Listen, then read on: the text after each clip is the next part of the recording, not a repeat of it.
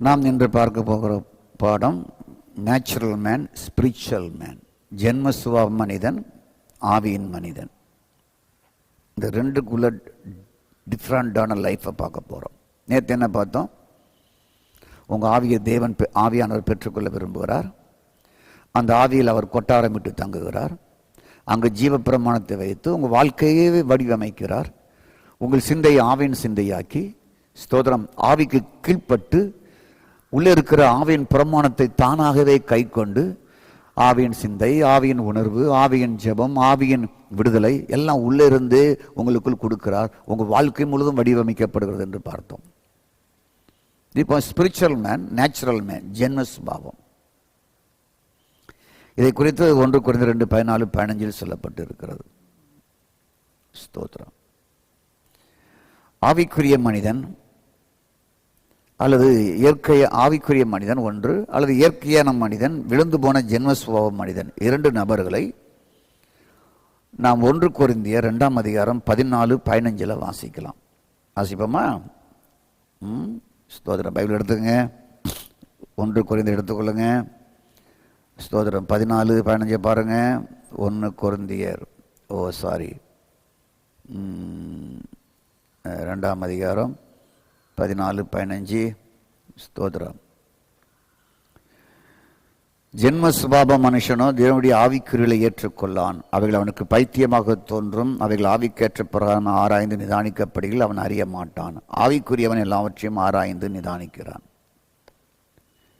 இயற்கையான மனிதன், விழுந்து போன மனிதன், ஜென்ம சுபாவமான மனிதன், வீழ்ச்சியடைந்த மனிதன், மாமிச மனிதன்,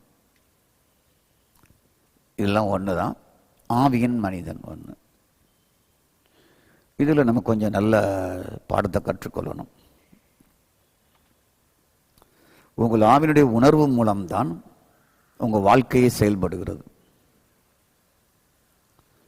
உங்கள் ஆவிக்குள்ள ஒரு உணர்வு வச்சிருக்கிறார். காற்றை காண முடியாது, உணரலாம். உங்கள் ஆவிக்குள்ள ஒரு உணர்வை வைத்திருக்கிறார். இந்த உணர்வு மூலம்தான் கிறிஸ்துவின் ஜீவ பிரமாணம் சட்டமே உள்ளே இருந்து இயங்குகிறது. இதை அறியாம ஒரு கணத்தை அரைஞ்சால் ஒரு கணத்தை காட்டுவது நடக்காது, திருப்பி அடிச்சிருவோம். கர்த்தருக்கு ஸ்தோத்திரம். உங்கள் ஆவிக்குள் ஜீவ பிரமாண சட்டத்தை வைத்திருக்கிறார். அங்கிருந்து அந்த ஜீவ பிரமாணமே ஒர்க் அவுட் ஆகுது. இஸ்ரவேல் மக்களுக்கு கல்லுல கட்டளை கொடுத்தார். இங்க உங்கள் ஆவியை புதிதாக்கி உள்ள பிரமாணத்தை வைத்திருக்க, ஜீவ பிரமாணத்தையே உள்ள வைத்திருக்கிறார். இது எசைகளுக்கு சொல்லப்பட்டது. அது ரோமர் 8:2 நிறைவேறுது. ஆவியை ஆத்மாக்கு உள்ள 2 வேறுபாடையும் புரியாட்டா கிறிஸ்தவர்களாக இருந்தே பிரயோஜனம் இல்லாமல் போயிடும். உலக மதங்கள் எல்லாம், டோட்டல் எல்லா மதங்களும், கிறிஸ்டியானிட்டியை தவிர எல்லா மதங்களுமே ஆத்மாவையும் சரத்தையும் நம்புவாங்க. ஆவி ஒன்று இருக்கிறத எந்த மத குருக்களும் ரிஷிகளும் அதை ஏற்றுக்கொள்ள மாட்டாங்க, நம்புவதில்லை. நமக்கு ஆவிக்கும் ஆத்மாக்குள்ள வேறுபாடு தெரியாட்டா நம்ம ஆவிக்குரியவன் என்ற எண்ணத்தில் இருப்போம். வாழ்வதெல்லாம் மாமிச சார்ந்த வாழ்வாக இருக்கும். அதை தான் நம்ம செலக்ட் பண்ணிட்டு இருப்போம். உட்காந்து ஒரு 1 மணி நேரம் சிந்திச்சிங்கன்னா, இப்போ பிரசங்க 8 மணிக்கு கேட்டுட்டு இருக்கிறீங்க, காலில் இருந்து 8 மணி வரைக்கும் எவ்வளோ மாமிச சிந்தை பயன்படுத்தியதுன்னு தெரியும். ஆவின் சிந்தை கடுகளவு செயல்பட்டுருக்கோம். மாமிச சிந்தை மலை அளவுக்கு செயல்பட்டுருக்கிறோம் ஒரு நாள் முழுவதும். நம்ம ஒரு ஆவிக்குரிய சபைக்கு போகிறதுனால நம்ம ஆவிக்குரிய நினச்சிக்கிட்டு இருப்போம். ஒரு ஆவிக்குரிய போதகருடைய போதனை கேட்பதனால ஆவிக்குரிய நினச்சிக்கிட்டு இருப்போம். அந்த நினைப்பே நம்முடைய பொழப்பை கெடுக்கும். கர்த்தருக்கு ஸ்தோத்திரம். மதம், மனத்தத்துவம் மனிதனை 2ஆக கூறுவார்கள், சரீரம் ஆத்துமா என்று. வேதம் மட்டும் மனிதன் ஆவி ஆத்துமா சரீரமாக இருக்கிறான் என்று 1 தெசலோனிக்கர் 5:23 சரியாக சொல்லுகிறது. வேதம் 2 மனிதனை காட்டுது. அதான் அந்த கொரிந்தியர் 2:14-15 வாசித்தோம். 1 ஆவிக்குரியவன், 2 ஜென்ம சுபாவத்துக்குரியவன், அல்லது உலக இயல்பு மனிதன், வீழ்ச்சி அடைந்த மனிதன், மாமிச மனிதன். ஸ்தோத்திரம் உண்டாவதாக. ஆகவே உலகில் இருக்கிற எல்லா மனிதர்களுக்குள்ளேயும் என்ன இருக்குன்னா ஆத்மா இருக்கு. ஸ்தோத்திரம். ஆனால் ஆவியை அவங்களால புரிஞ்சு கொள்ள முடியல. அப்படி ஒன்று இருக்காங்கிறது பல கோடி மக்களுக்கு தெரியாது. கிறிஸ்தவர்களுக்கு, அதுவும் பெந்தேகோஸ்தே கிறிஸ்தவர்களுக்கு ஆவியை பற்றி நல்லா தெரியும். ஆனால் ரெண்டுக்கும் டிஃப்ரென்ஸை கண்டுபிடித்து வேறுபடுத்தி வாழ்வது இல்லாமலே இருக்கும். வேறுபடுத்தி வாழ்வது இல்லாமல் இருக்கும். இந்த மனிதனா வாழ்வதா, இந்த மனிதனா வாழ்வதா, எனக்கு போதிச்சாதான் உங்களுக்கு தெரியும். நீங்கள் எல்லாரையும் கொஞ்சம் இப்படி யோசித்து பாருங்களேன். ஸ்பிரிச்சுவல் மேன் சொல்கிறவங்க எந்த மனிதனாக வாழுகிறார்கள் என்கிறத கொஞ்சம் யோசித்து பாருங்களேன். ஒரு பெரிய திரையே ஓடும், ஒரு 16 மணி நேரத்துக்கு ஓடும். நீங்கள் ஒவ்வொருத்தராக நினச்சி பார்த்தீங்கன்னா இவங்க எல்லாரும் மாமிச இயல்பு மனிதர்களா, விழுந்து போன வீழ்ச்சியில் வாழுகிறார்களா, ஜென்மஸ்வபாவ மனிதர்களான்னு பாருங்களேன். பெரும்பாலும் 100க்கு 99 சொல்லலாமா? நீங்களே சொல்லுங்க. நான் அப்படிதான் நான் நினைக்கிறேன். ஒரே விஷயத்தை சொல்றேன் கேளுங்க. திருச்சபையில் உள்ளவங்க தசமாவும் கொடுக்கலாமா கொடுக்கக்கூடாதாங்கிறது அதில் ஜென்ம சுபாவம் இருக்கும், ஆவிக்குரிய சுபாவம் இருக்கும். 99 பேருக்கு ஒர்க் அவுட் ஆகாது. ஜென்ம சுபாவத்திலே இருப்பாங்க. இது ஒரு அடையாளம் போதுமா? 25 வருஷம் வருவாங்க, ஒன்றும் செய்ய மாட்டாங்க.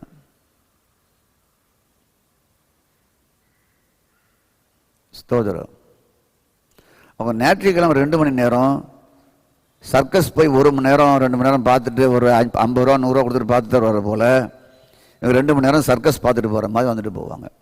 நல்ல பில்டிங், நல்ல காற்று, ஃபேனு, நல்ல பாடல், ஸ்தோத்திரம், நல்லா உற்சாகமாக கைத்தட்டி முடிச்சு வீட்டுக்கு போயிடுவாங்க. அதுக்கப்புறம் அடுத்த சண்டே வருவாங்க. ஸ்தோத்திரம், பேட்டரியை திருப்பி ரீசார்ஜ் பண்ண. இந்த ஹாஸ்பிட்டல் சீட் இருக்குது பார்த்தீங்களா, பகலெல்லாம் சுடும், நைட்டில் கூல் ஆகிரும். இதை மாதிரி தான் ஞாயிற்றுக்கிழமை நல்லா சூடு ஏற்றுவாங்க. அதுக்கப்புறம் காம்பவுண்ட் விட்டு போகும்போது குளிர்ச்சி அடைஞ்சிருவாங்க. 6 நாளும் குளிர்ச்சியிலே இருப்பாங்க. 7ஆவது நாள் சார்ஜ் ஏற்ற வருவாங்க. நல்லா கவனிங்க. 2 வாழ்க்கைக்குள்ள டிஃப்ரென்ஸ் தெரியாட்டா விழுந்து போன மாமிச ஜென்மஸ்பாவ வாழ்க்கையை வாழ்ந்துக்கிட்டு இருப்போம். நீங்களா இருந்தாலும் சரி, நானாக இருந்தாலும் சரி. ஸ்தோத்திரம். அப்போ ஆவியின் வாழ்க்கை வாழ வேண்டுமா? அப்படி என்றால் ஆவியின் வாழ்வு, ஆத்மா வாழ்வு வேறு வேறு என்பது புரியணும். ஆத்மா வாழ்வு ஜென்மஸ்வாப வாழ்வு. இந்த ஆத்மாவில் என்ன இருக்குன்னு தெரியணும். ஒரு மனம் இருக்கு, அல்லது சிந்தை இருக்கு, ஒரு விருப்பம் இருக்கு, ஒரு உணர்ச்சி இருக்கு, ஒரு ஆசை பாசம் இருக்கு. இதெல்லாம் உள்ள அங்கே இருக்கு. தகாத ஆசை இருக்கு. ஸ்தோத்திரம். தகுந்த ஆசையும் உள்ள அதுக்குள்ளே இருக்கு. ஏன்னா நன்மை தீமை அறியத்தக்க கண்ணினுடைய விஷயம் அதில் தான் இருக்கு. நன்மையும் இருக்கும், தீமையும் இருக்கும் ஆத்மாவுக்குள்ள. ஸ்தோத்திரம். அப்போ ஸ்தோத்திரம் உண்டாவதாக. ஆவின் வாழ்க்கை வாழ வேண்டும் என்றால் அப்போ ஆத்மா வாழ்க்கையை நம்ம புரிஞ்சாதான் வாழ முடியும். அப்போ நீங்க தான் உங்களுக்கு கோடிட்டு எக்ஸாம் வச்சு மார்க் போட்டுக்கணும். இன்னைக்கு காலை எழுமணிலிருந்து நான் மாமிச வாழ்க்கை எவ்வளவு வாழ்ந்தேன், ஆவின் வாழ்க்கை எவ்வளவு தூரம் வாழ்ந்தேன், ஆவின்படி நான் எத்தனை தீர்மானம் எடுத்தேன், ஸ்தோத்திரம், எத்தனை பேரோட பேசினேன், என்னென்ன பேசினேன், அல்லது ஆத்மா வழியாக, மனம் வழியாக, விருப்பம் வழியாக, ஆசை வழியாக, உணர்ச்சி வழியாக நான் யாரோடு பேசினேன், எப்படி பேசினேன், எதை செலக்ட் பண்ண, எதை விரும்பினேன், எதை அடைகிறேன், என்ன சிந்திக்கிறேன், ரெண்டையும் நீங்க யோசித்து பிரிச்சு பார்த்தீங்கன்னா உங்களுக்கு நீங்களே மார்க் போட்டு நீட்டுக்கு பாஸ் ஆவீங்களா ஃபெயில் ஆவீங்களா உங்களுக்கே நீங்க மார்க் போட்டுக்கலாம்.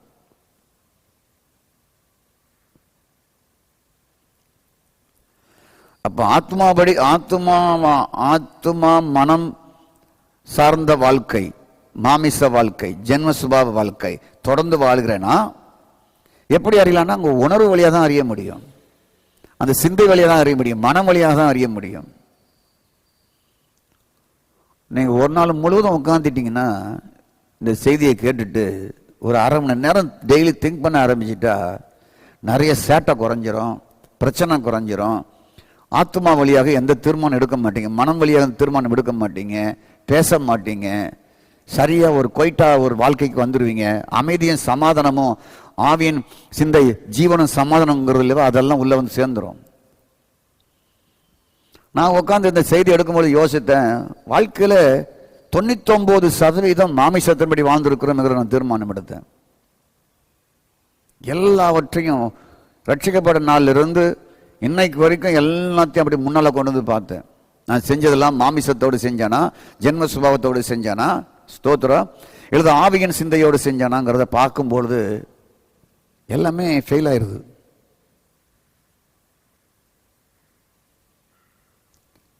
எல்லாரும் பாஸ்டர் பிரசங்கம் பண்ண அவருக்கு மார்க் போட்டுட்டு இருப்பாங்க. நான் இப்போ உங்களுக்கு சொல்றேன், உங்களுக்கு நீங்களே பிரசங்கத்தை கேட்டு மார்க் போட்டுங்க. ஸ்தோத்திரம். அப்போ ஆவியின் வாழ்வு என்னன்னா, ஒரு போதகர் என்ன சொல்லி கொடுத்தாருன்னா, நான் அப்புறம் தான் கற்றுக்கிட்டேன் 1980 உள்ளே போனால் சத்தமாக பாடணும், நல்ல ஒரு டேம்ரின் இருக்கும், ஒரு கொட்டு இருக்கும். ப்ராட்டஸ்டாண்டில் இருந்து இதுக்குள்ளே வந்தேன், இந்துவாக இருந்து ப்ராட்டஸ்டாண்டுக்குள்ளே வந்து ப்ராஸ்டாட்டில் வந்து பெண்டிகாஸ்டுக்குள்ளே வரேன். ஸ்தோத்திரம் உண்டாவதாக. அங்கே கோவிலுக்கே போனது கிடையாது. தீபாவளி பொங்கல் அதான் அன்னைக்கு கறி மீன் சோறு இருக்கும். ஸ்தோத்திரம். இங்கே ப்ராட்டஸ்டன்டில் வந்து அமைதியாக இருக்கும் ஆராதனை. பரமண்டல பிதாவே உம்முடைய நாமம் பரிசுத்தப்படுவதாக, உம்முடைய ராஜ்யம் வருவதாக, இப்படி அழகாக நடத்துவாங்க. இங்கே வந்தால் நல்ல உற்சாகம், கைத்தட்டெல்லாம் இருக்குது, நல்ல ட்ரம் அடிக்கிறது இருக்கிறது. ஸ்தோத்திரம் உண்டாவதாக. அப்படியே ஜம்முன்னு இருக்கு. அப்போ நான் கற்றுக்கிட்டேன்னா சத்தமாக பாடுவது ஆவிக்குரிய காரியம். ஸ்தோத்திரம். கை தட்டாதவர்களும் கை தட்ட வைப்பாங்க. கைத்தட்டு. கையில் என்ன வச்சிருக்கிற? கையில 10 வரல இல்லையா? கத்தர் கொடுத்த கரத்தை கொண்டு கத்தரை தட்ட வேண்டாமா? சங்கீதக்காரன் தட்டினான் அல்லவா அப்படின்னு என்ன போல சவுண்டா பாஸ்டர் சொல்லுவாரு. நான் தப்பா தட்டுவேன். ஜோசுவா தட்டாதேன்பாரு. நானா புதுசா போறேன், அன்னைக்கு தான் பிறந்த குழந்தை மாதிரி 22 வயசுல போய் சர்ச்சுக்கு போறேன். எனக்கு எங்க போய் கைத்தட்டி பழக்கம்? அப்போ கைத்தட்டுனதான் ஆராதனைங்கிறது புரிஞ்சுக்கிட்டேன். அதுக்கப்புறம் எல்லா வெளி மாற்றமெல்லாம் கொண்டு வந்தாங்க. அதுதான் நான் பெண்டிகாஸ்ட் ஆவிக்குரியது அப்படின்னு நினைச்சேன். ஸ்தோத்திரம். அதுக்கப்புறம் ஊரை எங்கேயும் சுத்தாம ஒரே சபையில் உட்காந்து சத்தியத்தை கேட்கணும். சனிக்கிழமை ஜெபத்துக்கு போயிடணும், புதன்கிழமை பெல் ஸ்டடிக்கு போயிடணும், பிரைஸ் காஸ்ட் வெள்ளிக்கிழமை உபாசத்துக்கு போயிடணும், காத்திருப்பு கூடத்துக்கு போயிடணும், எல்லாத்துக்கும் போகணும். அவர் தான் உத்தமமான விசுவாசி அப்படின்னு வச்சிருந்தாங்க. ஆகவே நானும் உபதேசத்தை கேட்க போனேன். ஸ்தோத்திரம். இதுதான் வாழ்க்கையே நினைச்சுக்கிட்டு இருந்தேன், இதுதான் ஆவிக்குரியதுன்னு நினைச்சுக்கிட்டு இருந்தேன். ஜெபம் பண்ணணும், உபவாசம் பண்ணணும், நல்ல ஊழியம் செய்யணும், நல்ல உபவாசம் போடு அப்படின்னாங்க. பைபிள் காலேஜ்லையும் போய் 40 நாள் உபவாசம் இருப்பேன், சனிக்கிழமை தோறும் உபவாசம் இருப்பேன். ஸ்தோத்திரம். எல்லாரும் பைபிள் காலேஜில் விளையாண்டா நானும் சில நண்பர்கள் மட்டும் அந்த விளையாட்டு நேரத்தில் அன்றைக்கி எங்களுக்கு கொடுத்துருந்தாங்க, நீங்கள் ஜெபம் பண்ணலான்னு சொல்லி போய் ஜெபம் பண்ணுவோம். ஸ்தோத்திரம். பாருங்க, இதுதான் நான் ஆவிக்குரியதுன்னு நினைச்சேன், போதிச்சேன், எல்லாம் செஞ்சோம், நம்பணும். இதுக்கு மேல ஒன்று இருக்குங்கிறத அறிவை கொண்டு செஞ்சாதான் புரிய முடியும். இதுக்கு மேல ஒன்று இருக்கு. முன்ன ஒரே ஒரு தமிழ் புக்கு தான். 1981 ₹1 கொடுத்து பைபிள் சொசைட்டி ஒரு புதிய ஏற்பாடு வெளியிட்டாங்க, புது மொழிபெயர்ப்புன்னு. ஐயோ துருபதேசம் படிக்காத தூக்கி போட அப்படின்ட்டாங்க. இப்போ 100கணக்கான பைபிள் இருக்கு ஆராய்ச்சி பண்ணுவதற்கு. அப்படி பார்க்கும்போது தான் அறிதல் வருது. அறிதல் வரும்போது தான் ஆஹாஹா இதெல்லாம் தவறு என்ற எண்ணம் வருது. பல டிரான்ஸ்லேஷன், தமிழ்லேயே பல டிரான்ஸ்லேஷன் இருக்கு. எல்லாம் உங்க செல்போன்லேயே வச்சே பார்க்கலாம். கர்த்தருக்கு ஸ்தோத்திரம். நல்லா கவனிங்க, இதுக்கு மேல ஒரு வாழ்க்கை இருக்கு. பெந்தைக்கோஸ்து சத்தியத்தை விட ஒரு மேலான வாழ்க்கை இருக்கு. தேவன் உனக்குள்ளே இருக்கிறார், அதுதான் ஸ்தோத்திரம். உயர்ந்த சத்தியம் என்று சொல்லுகிற பெரிய பெரிய சபையில் இருக்கிற சத்தியத்தை விட ஒரு உயர்ந்த சத்தியம் இருக்கிறது. அன்னகர்கள், சாதுக்கள், ரிஷிகள் கொடுக்கிற சத்தியத்தை விட ஒரு பெரிய சத்தியம் இருக்கிறது உங்களுக்குள்ள. ஜீவ ஆவியானவர் உங்களுக்குள் இருக்கிறார். ஜீவ பிரமாணமாய் உங்களுக்குள் இருக்கிறார். திரியேக தேவனாய் உங்களுக்குள் இருக்கிறார். அங்கிருந்து ஜீவ பிரமாணத்தை உங்களுடைய ஆவியின் சிந்தை வழியாக செயல்படுத்துகிறார். அவரை அறிகிற உணர்வை உள்ளுக்குள்ளேயே கொடுக்கிறார். இதை விட வேற எங்கேயா பெரிய சத்தியம்?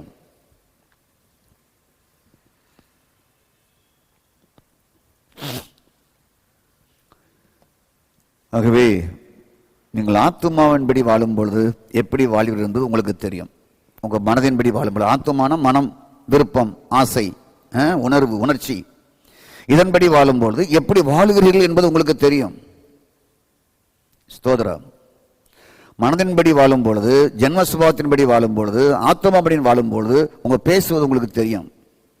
மனம் எப்படி பேசிச்சு, எப்படி நீங்க பார்த்தீங்க, எப்படி சிந்திச்சீங்க, எப்படி வாழ்ந்தீங்க, எப்படி நடந்தீங்க, செயல்படுவது அத்தனையும் உங்களுக்கு தெரியும்.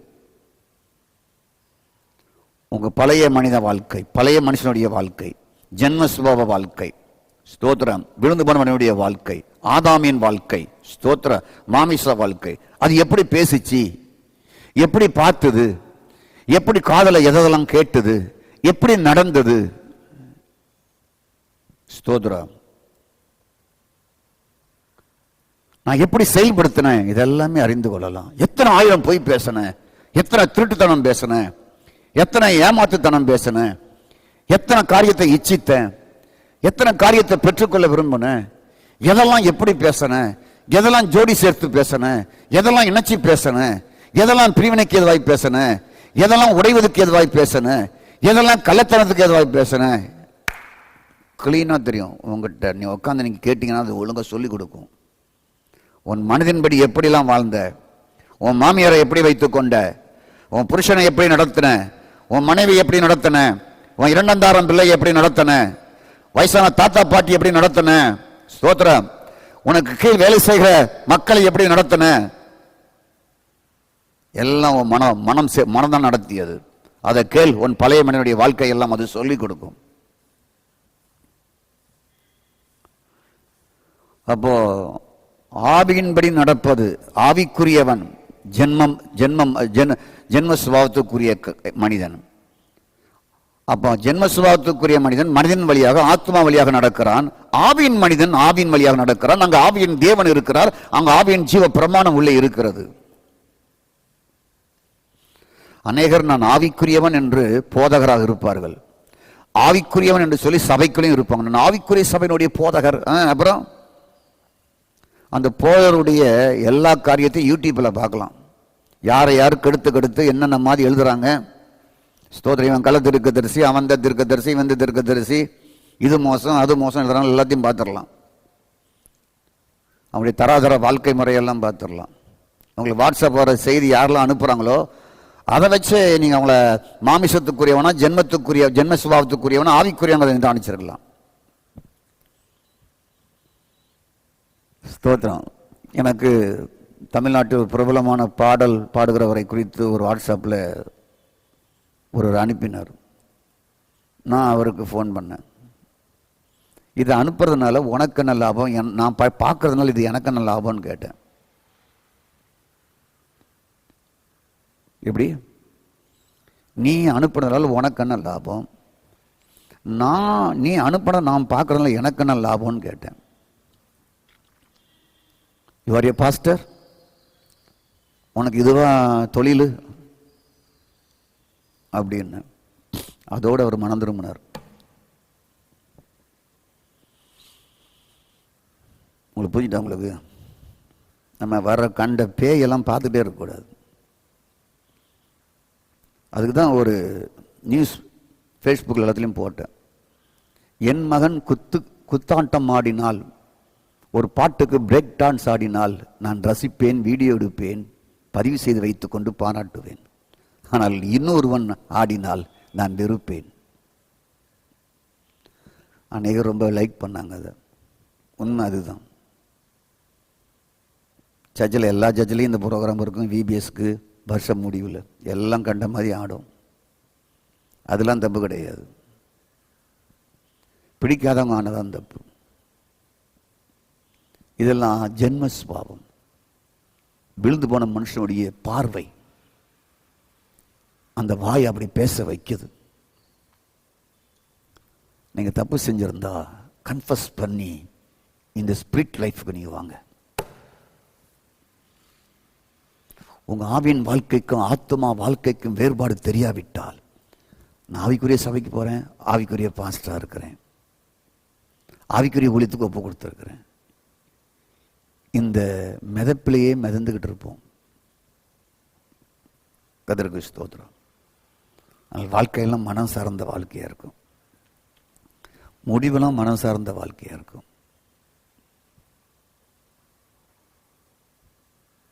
சபையில் பேசுகிற பிரசங்கத்தெல்லாம் ரசிப்பீங்க. சூப்பரான விளக்கம் பாஸ்டர் இருப்பீங்க. ஆனால் வாழ்வதெல்லாம் மாமிசமாகவே இருக்கும்.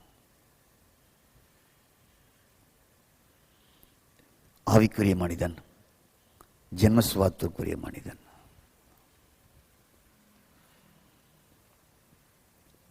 கர்த்தருக்கு ஸ்தோத்திரம். ஆகவே நன்றாய் நீங்கள் புரிய வேண்டும். கர்த்தருக்கு ஸ்தோத்திரம். நீங்கள் ஆத்துமாம்படி வாழ்ந்திடும் பொழுது எப்படி வாழ்கிறீர்கள், ஆவின்படி வாழ்ந்தால் எப்படி வாழ்கிறீர்கள் என்பதை நீங்கள் உங்களால் உணர முடியும். ஸ்தோத்திரம். அப்போ இந்த ரெண்டு வாழ்வுமே உங்களுக்குள்ள தான் இருக்குது.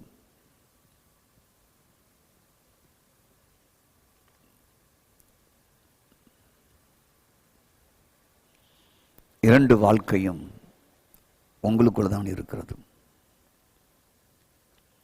நீங்கள் ஆவிக்குரிய மனிதனாக இருந்தால் அந்த வாழ்க்கை வாழ்வீர்கள். ஸ்தோத்திரம். அப்போ ஜென்மஸ்வபாவ வாழ்க்கை ஒரு மனுஷனுக்குள் இருக்கும் பொழுது உங்கள் மனம், உங்களுடைய ஸ்வபாவம் அத்தனையும் எதிர்ப்பாக தான் செயல்பட்டுக்கிட்டே இருக்கும். அது தலைகளை எப்படியோ வாழ்ந்துகிட்டு இருக்கும். எப்படியோ வாழும். அது கண்டதை பார்க்கும், கண்டதை மேயும், கண்டதை விரும்பும், கண்டதை பேசும், கண்டதை தியானிக்கும், கண்ட இடங்களுக்கு போகும். அது பாட்டில் நடந்துக்கிட்டே இருக்கும், செஞ்சுக்கிட்டே இருக்கும். ஸ்தோத்திரம். அப்போ ஒரு மனுஷன் ஆவியில் தேவ ஆவியானவரை கொண்டு வாழ்வது மூலம், அதற்குள் ஆவியானவர் தங்கியிருக்கிறார், ஜீவ பிரமாணம் உடையவராக இருக்கிறார், அதன் வழி என்னை நடத்துகிறார் என்ற அந்த வாழ்வு இருந்தால் மட்டும் ஆவின் வாழ்க்கையை அறிய முடியும். ஆத்மா வாழ்வு ஆவிக்குரிய வாழ்வுக்கு எதிரானது. ஸ்தோத்திரம். புரியுதா உங்களுக்கு? ஆத்மா வாழ்வு மாமிச வாழ்வு தேவனுக்கு எதிரானது. இதைத்தான் அப்போஸ்தலனாகிய பவுல் கலாத்தியர் 5, 19, 20, 21 மாமிசத்துக்குரியவைகள் ஆவிக்குரிய கனி என்று டிவைட் பண்ணி சொல்லுகிறார். ஸ்தோத்திரம். மாமிசம் தேவனுக்கு விரோதமான பகை. ஜென்மஸ்வபாவ வாழ்க்கை தேவனுக்கு விரோதமான பகை. விழுந்து போன மனித வாழ்க்கை தேவனுக்கு விரோதமான பகையாகவே இருக்கிறது. ஸ்தோத்திரம் உண்டாவதாக. அப்போ இந்த மாமிச வாழ்க்கை வாழும் பொழுது, மனதின்படி வாழும் பொழுது, ஜென்மஸ்வபாவத்தின்படி வாழும் பொழுது குடும்பமும் பிரேக் ஆகும், லைஃப்பும் பிரேக் ஆகும், ஃபேமிலியும் உடையும், கணவனுடைய மனைவியுடைய உறவுகளும் தத்தளிக்கும், பிள்ளைகளுடைய படிப்புகளும் தத்தளிக்கும். அப்படிப்பட்டவங்க சபையில் இருக்கும் பொழுது சபையிலையுமே பிரச்சனையாகவே இருப்பாங்க. உங்கள் சபையில் நீங்கள் எந்த விதமான மனிதனாக இருக்கிறீங்க கொஞ்சம் யோசித்து பாருங்க. எந்த விதமான மனிதனாக நீங்கள் இருக்கிறீங்க? ஸ்தோத்திரம். உங்கள் சபையில் எந்த விதமான மனிதனாக நீங்கள் இருக்கிறீங்க? நான் மாமிசத்துக்குரியவனாக இருக்கிறேனா, நான் ஜென்மஸ்வபாவத்துக்குரியவனாக இருக்கிறேனா, வீழ்ந்து போன சுபாவத்தோடு இருக்கிறேனா, ரட்சிக்கப்பட்ட பின்பும் பழைய மாதிரியே நான் இருக்கிறேனா? அப்படி இருந்தால் உங்களால் உங்கள் சபைக்கு ப்ராப்ளமே இருக்காது, உங்கள் ஃபேமிலியில் ப்ராப்ளமே இருக்காதுன்னு நினைக்கிறீங்களா? அப்படி இருந்தால் சபைக்கு உங்களால் ப்ராப்ளம், குடும்பத்திற்குள் ப்ராப்ளம், நீங்கள் இருக்கிற இடமெல்லாம் ப்ராப்ளமாக இருக்கும். ஏனென்றால் மாமிசம் விரோதமானது, ஜென்மஸ்வபாவ வாழ்க்கை எதிரானது.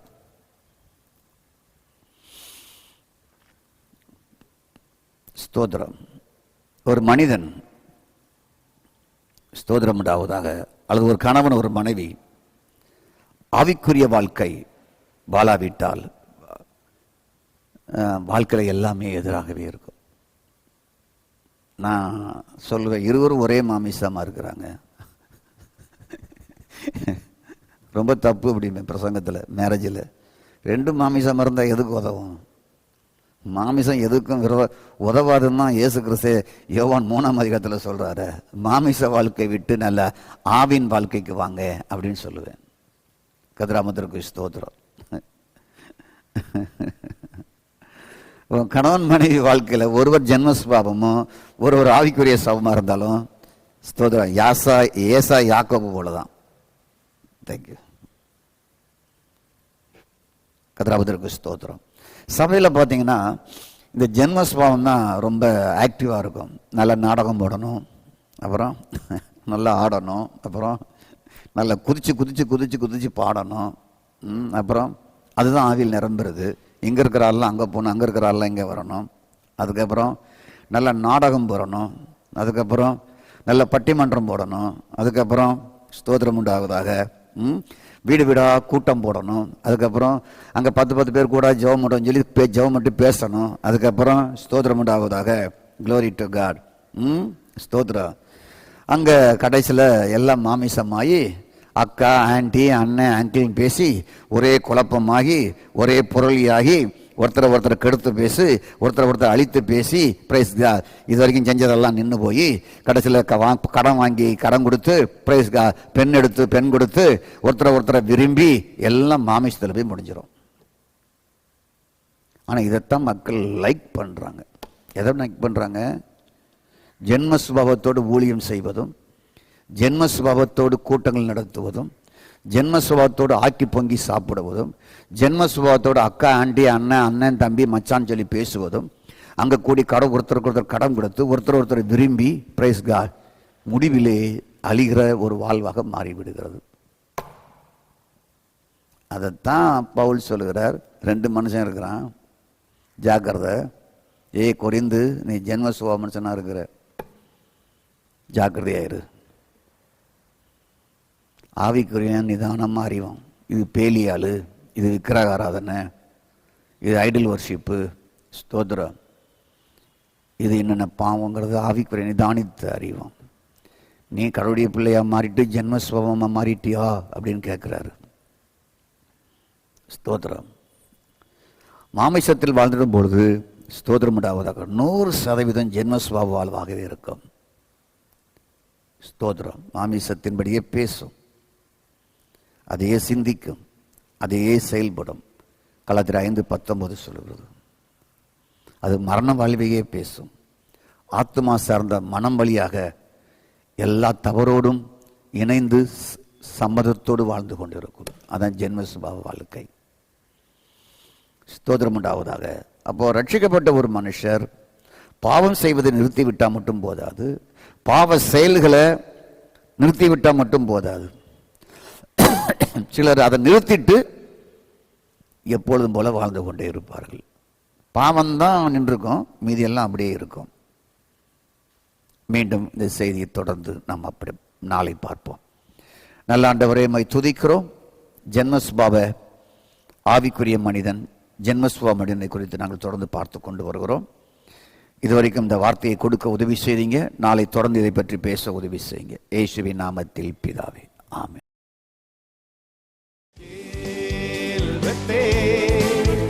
இது வானத்தின் வாசல்.